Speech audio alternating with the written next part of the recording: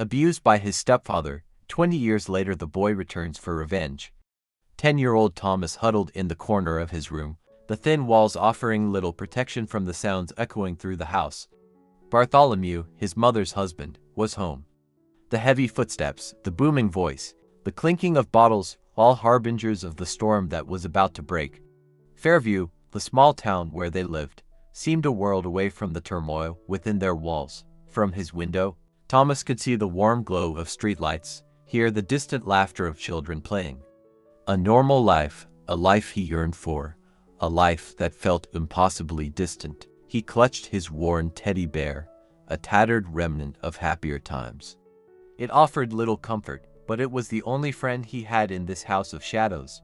He remembered his father, a kind, gentle man who had died when Thomas was just a toddler. His mother, Helen, had been different then, before Bartholomew. She had been warm, loving. Now, her eyes held a constant fear, a reflection of the terror that gripped Thomas's own heart. The door creaked open, and Bartholomew stood there, his large frame filling the doorway. His eyes, bloodshot and glazed, fell on Thomas. A cruel smile twisted his lips. "Well, look who's hiding in the corner," he slurred. "Come out here, boy." Thomas shrank back, his heart pounding in his chest. He knew what was coming, the belt, the harsh words, the pain. He had learned to endure it, to dissociate, to retreat into himself. It was the only way to survive. Bartholomew grabbed him by the arm, his grip like iron. He dragged Thomas out of the room, down the hallway, into the dimly lit living room. Helen was there, sitting on the couch, her face pale, her eyes averted. She didn't look at Thomas. She never did. The abuse started, a familiar ritual of pain and humiliation. Thomas closed his eyes, his mind drifting away, trying to escape the reality of his situation. He imagined himself far away, in a place where there was no Bartholomew, no pain, no fear. But the pain was real, the words were real, the hatred was real. It burned inside him, a fire that grew hotter with each passing day. He hated Bartholomew with every fiber of his being. He hated his mother for her inaction, for her betrayal. When it was finally over, Bartholomew threw him to the floor like a discarded toy. He stumbled to his feet and ran back to his room, locking the door behind him. He crawled back into his corner, clutching his teddy bear, his body shaking with sobs. He knew he couldn't stay here. He couldn't endure it any longer. He had to escape. He had to find a way out. He didn't know where he would go, what he would do, but he knew he couldn't stay in this house of horrors. He had to get away from Bartholomew, from his mother's indifference, from the shadows that had consumed his life. He lay in the darkness, his mind racing, trying to formulate a plan. He knew it wouldn't be easy. He was just a 10-year-old boy with no money, no resources, no one to turn to. But he was determined. He had to escape. He had to survive. The weight of his decision pressed down on Thomas. Escape. It was a terrifying prospect, venturing into the unknown, but the alternative, staying with Bartholomew, was unbearable. He knew he couldn't plan for long. Bartholomew's moods were unpredictable, and another outburst could come at any moment. He gathered what little he had, a few clothes, his teddy bear, a flashlight his father had given him, and a small, worn book of fairy tales. He packed them into a small backpack, his hands trembling. He had no idea where he would go, but he knew he had to leave tonight. He waited until he was sure Bartholomew was asleep, his heavy snores echoing through the house. He crept out of his room, his footsteps silent on the carpeted hallway. He paused outside his mother's door, a flicker of hope igniting within him.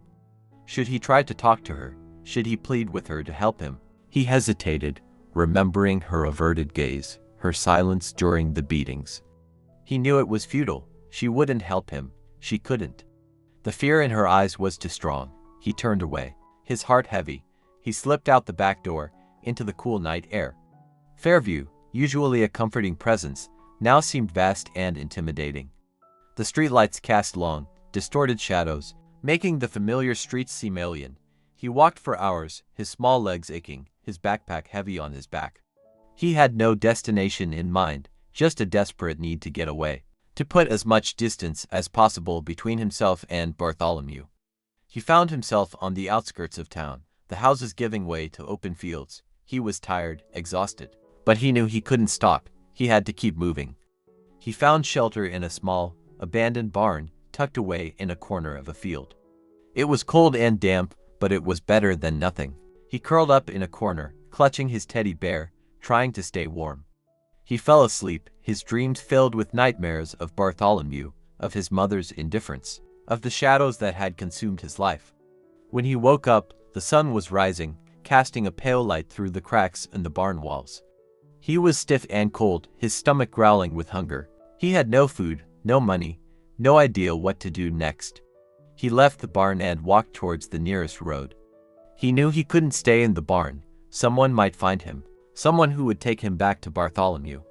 He walked for miles, his stomach gnawing with hunger, his throat parched with thirst. He passed houses, but he didn't dare knock. He was afraid of being turned away, afraid of being sent back.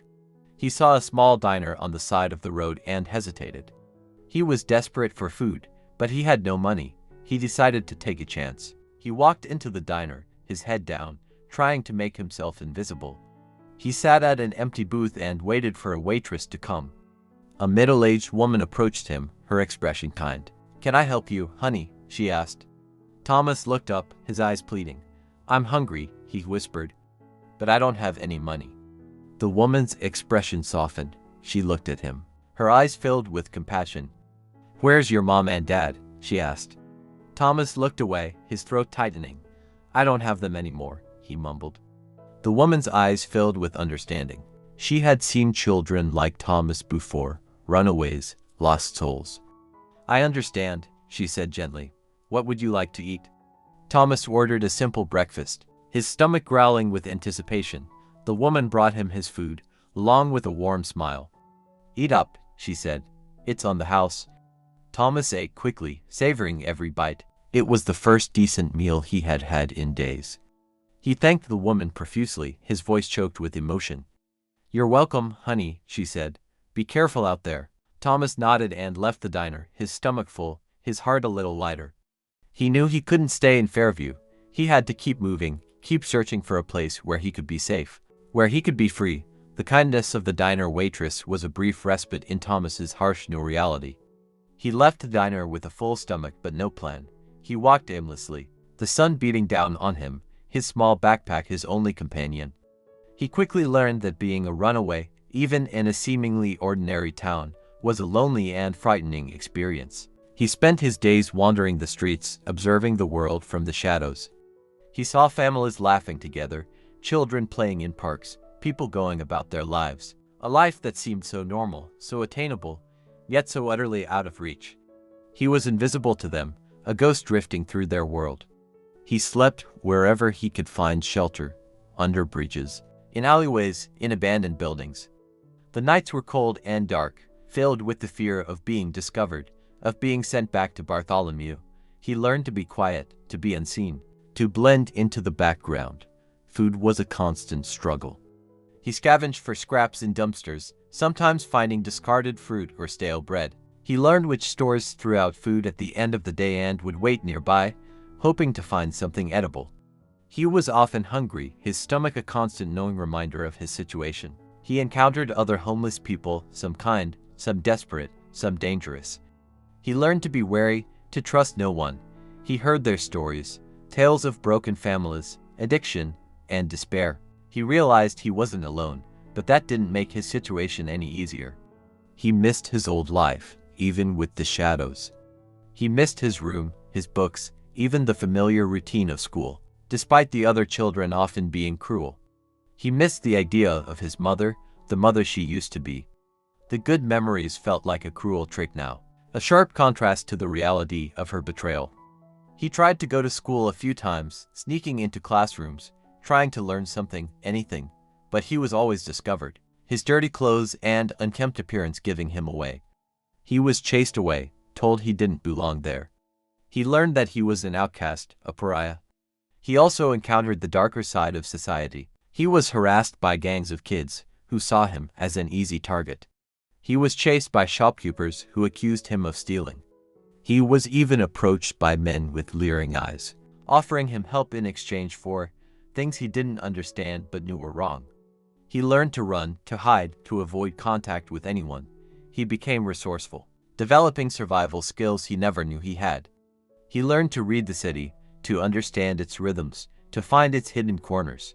He became a shadow himself, a part of the city's underbelly. He never forgot Bartholomew. The hatred he felt for his abuser was a constant burning ember within him, fueling his determination to survive, to escape, to one day have his revenge. He dreamed of the day he would be strong enough, powerful enough, to make Bartholomew pay for what he had done. He also never forgot his mother. The disappointment and hurt he felt towards her were a deep wound, a constant ache in his heart. He couldn't understand how she could have abandoned him, how she could have chosen Bartholomew over him. He longed for her love, for her protection, but he knew it was a futile hope. He was alone, completely alone, in a world that seemed indifferent to his suffering. But he was determined to survive. He had to. He had to, for the sake of the boy he used to be, for the memory of his father, for the faint hope that one day he would find justice. Years blurred into a harsh montage of survival. Thomas, hardened by his experiences, had become a ghost in the city's machinery. He knew its back alleys, its hidden corners, its rhythms. He was no longer the frightened 10-year-old. He was a survivor. One cold winter night, huddled in a doorway for warmth, he overheard a conversation. Two men, their voices rough, spoke of work, construction, off the books, cash paid daily. It was grueling labor, they said, but it was work. Thomas, driven by a desperate need for something more than mere survival, decided to take a chance. He approached the men, his voice quiet but firm. He was small for his age, but his eyes held a determination that belied his size. He told them he was willing to work. They eyed him with suspicion, but something in his demeanor, perhaps his quiet desperation, made them relent. They needed an extra pair of hands, and he was there, willing. The work was brutal, long hours, heavy lifting, exposed to the elements. His body ached, his hands blistered, but he persevered. He found a strange solace in the physical exertion, the pain a distraction from the emotional scars he carried. He proved himself to be reliable, hardworking, and surprisingly strong. He learned quickly, absorbing the skills of the trade. He was quiet, kept to himself, but he earned the respect of his coworkers, gruff men who understood the hardships of life. The money he earned was meager, but it was enough. Enough for food, enough for a cheap room in a rundown boarding house, enough for a small measure of independence. It was a start. He continued to learn, not just the construction trade, but also about the world. He read books from the library, devouring knowledge like a starving man. He learned about history, about science, about the law. He was determined to educate himself, to overcome the limitations of his past. He also started to plan, not just for his immediate survival, but for his future. He knew he couldn't stay in this life forever. He had a goal, a purpose that burned within him: to return to Fairview, to confront Bartholomew, to seek justice for what had been done to him. He saved every penny he could, squirreling it away for the day he would be ready to return. He knew it would take time, years perhaps, but he was patient. He was playing the long game. He also started to change, physically and emotionally. The vulnerability of the runaway was replaced by a quiet strength, a steely resolve. He was no longer the scared little boy. He was a young man with a mission. He never forgot the pain, the betrayal, the hatred. They were a part of him, woven into the fabric of his being.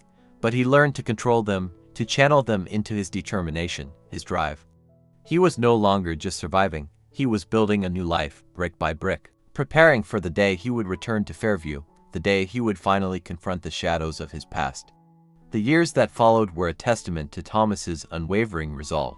He continued to work in construction, moving from city to city, taking on increasingly challenging projects. He learned the nuances of the trade, mastering the skills of carpentry, masonry, and even basic engineering. He was no longer just a laborer. He was a craftsman, a builder. His quiet competence and relentless work ethic didn't go unnoticed. He was offered opportunities, promotions, chances to lead. He accepted them, not out of ambition, but out of a desire to learn, to grow, to build a foundation for his future. He also continued his education, attending night classes, reading voraciously, absorbing knowledge like a sponge. He learned about business, about finance, about the law. He was preparing himself, not just for revenge, but for a life beyond it. He invested his savings wisely, carefully building a portfolio of assets. He bought a small apartment, then another.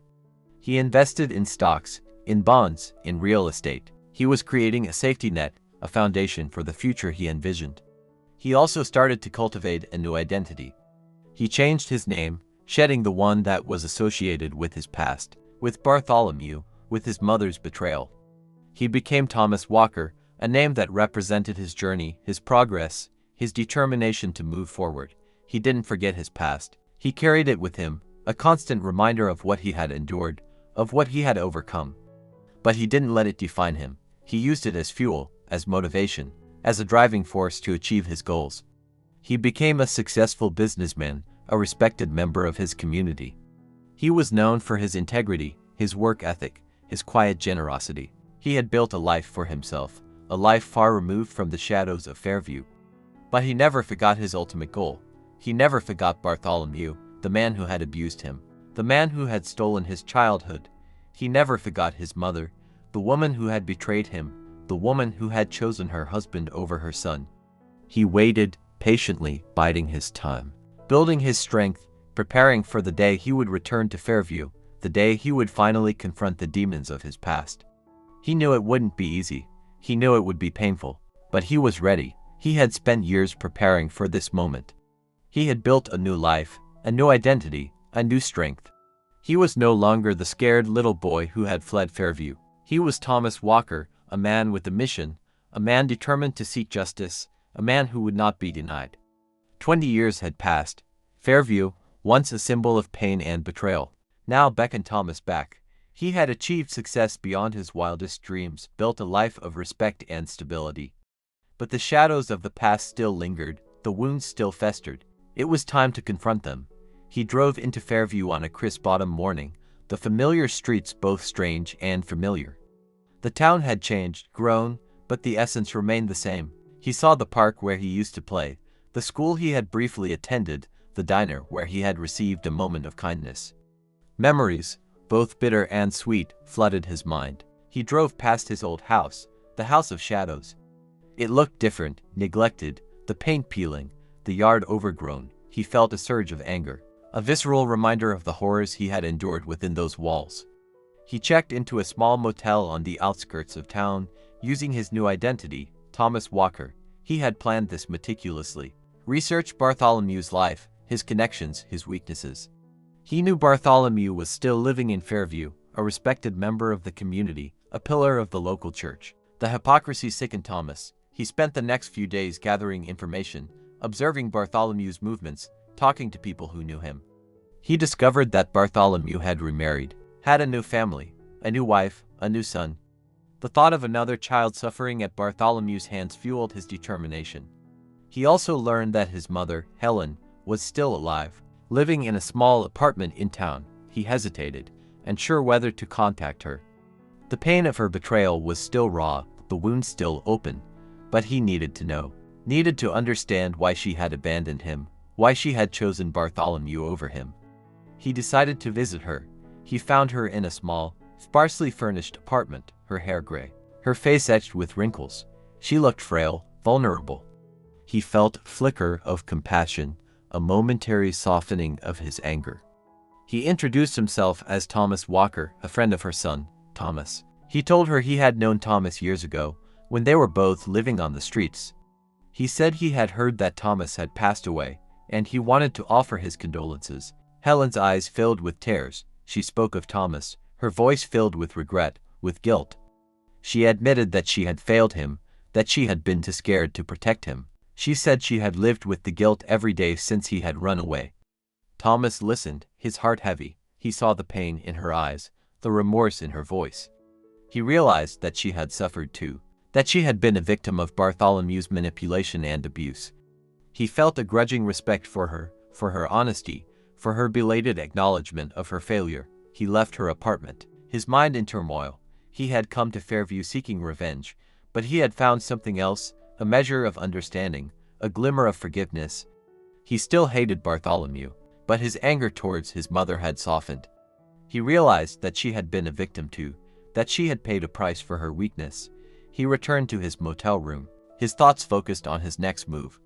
He had gathered enough information, enough evidence. It was time to act.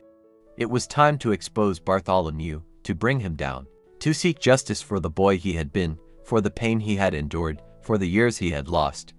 Thomas knew that confronting Bartholomew directly would be futile. The man was a master manipulator, a skilled liar. He would deny everything, twist the truth, play the victim. Thomas needed a different approach, a way to expose Bartholomew's crimes to the community, to the people who had blindly trusted him. He decided to use the law, the very system that had failed him as a child. He had spent years studying the law, understanding its intricacies, its loopholes, its power. He knew how to use it to his advantage. He contacted a lawyer, a woman named Sarah, known for her tenacity and her dedication to justice. He told her his story, his voice steady, his emotions controlled. He presented her with the evidence he had gathered, witness statements, medical records, even a hidden recording of Bartholomew's drunken rage. Sarah listened intently, her eyes filled with both horror and determination. She agreed to take his case, to help him bring Bartholomew down. They worked together, carefully crafting their strategy, building a case that would be irrefutable. They contacted the authorities, the police, the district attorney. They presented their evidence, their arguments, their demands for justice. The news of Thomas's accusations spread through Fairview like wildfire. The community was shocked, disbelieving. Bartholomew was a respected member of society, a church elder, a pillar of the community. How could he be capable of such monstrous acts? But the evidence was overwhelming. The witness statements, the medical records, the recording, all pointed to Bartholomew's guilt. The community was forced to confront the truth, the dark secret that had been hidden for so long. Bartholomew was arrested, charged with multiple counts of child abuse and assault. He denied everything, of course, but his denials were met with skepticism, with disgust. His reputation was shattered, his life in ruins. The trial was a media sensation. The small courtroom was packed with reporters, cameras, and curious onlookers. Thomas testified, his voice clear and steady, his eyes fixed on Bartholomew. He recounted the horrors he had endured, the pain, the fear, the betrayal. Bartholomew's defense team tried to discredit him, to paint him as a troubled child, a liar, a manipulator. But Thomas stood firm, his testimony unwavering. He had waited years for this moment, and he would not be silenced. The jury deliberated for days, the tension in the courtroom palpable. Finally, they reached a verdict, guilty on all counts. Bartholomew was sentenced to a lengthy prison term, his life effectively over. He had been exposed, his crimes brought to light, his reputation destroyed. Justice had been served, albeit belatedly. Thomas watched as Bartholomew was led away, his face impassive. He felt no satisfaction, no sense of triumph. The pain was still there, the wound still open, but he had done what he had set out to do. He had exposed the truth, he had brought Bartholomew to justice, he had reclaimed his power. The trial was over, Bartholomew imprisoned, but for Thomas, the journey wasn't finished. He had confronted his past, exposed the truth, but the scars remained. He knew he couldn't simply erase the years of pain, the trauma that had shaped his life. He needed to find a way to heal, to move forward. He stayed in Fairview for a while, reconnecting with his mother. Their relationship was tentative, fragile, but it was a start. He saw the remorse in her eyes, the deep regret for her past inaction. He understood that she had been a victim too, trapped in a cycle of fear and manipulation. He didn't forgive her completely, not yet. But he allowed himself to feel a flicker of compassion, a grudging respect for her honesty, for her willingness to confront her own failings. They talked, tentatively at first, then more openly, sharing their pain, their regrets, their hopes for the future. He also started to reconnect with the community. The people of Fairview, once blind to Bartholomew's true nature, now saw Thomas with different eyes. They saw his strength, his resilience, his courage. They offered him support, understanding, a sense of belonging he had never experienced before. He found solace in the simple things, walking the familiar streets, visiting the park where he used to play, even having a meal at the diner where he had once been given a free breakfast. He was no longer the invisible boy, the outcast. He was Thomas Walker, a successful businessman, a respected member of the community, a survivor. He also started to explore his creative side. He had always loved to draw, to create, but he had suppressed that part of himself during his years on the streets. Now, he found himself drawn back to art, finding a way to express the emotions, the memories, the pain that he had carried for so long. He joined a local art class, tentatively at first, then with growing confidence. He discovered a talent he had never fully realized, a way to channel his experiences into something beautiful, something meaningful. He painted landscapes, portraits, abstract expressions of his inner turmoil. He found a voice he had never known he had. His art became a form of therapy, a way to process his trauma, to heal his wounds. He shared his art with others, finding connection, understanding, and support. He even had a small exhibition at a local gallery, his work praised for its raw honesty, its emotional depth, its powerful message of resilience. He also started to give back to the community. He donated to local charities, volunteered at a youth center, mentored troubled teens. He wanted to make a difference, to help others who had experienced similar hardships, to offer them hope, to show them that they were not alone. He never forgot the past, but he no longer let it define him. He had confronted his demons, exposed the truth, and found a way to heal. He had built a new life, a life of purpose, a life of connection, a life of hope. He was Thomas Walker, a survivor, an artist, a giver. He had found his redemption, not in revenge, but in the power of healing, in the beauty of creation, in the kindness of human connection. And as he looked out at the town of Fairview, the town that had once been a symbol of pain and betrayal, he saw it with new eyes. He saw its beauty, its resilience, its potential for healing. He saw it as a place where he could finally belong, a place where he could finally be free.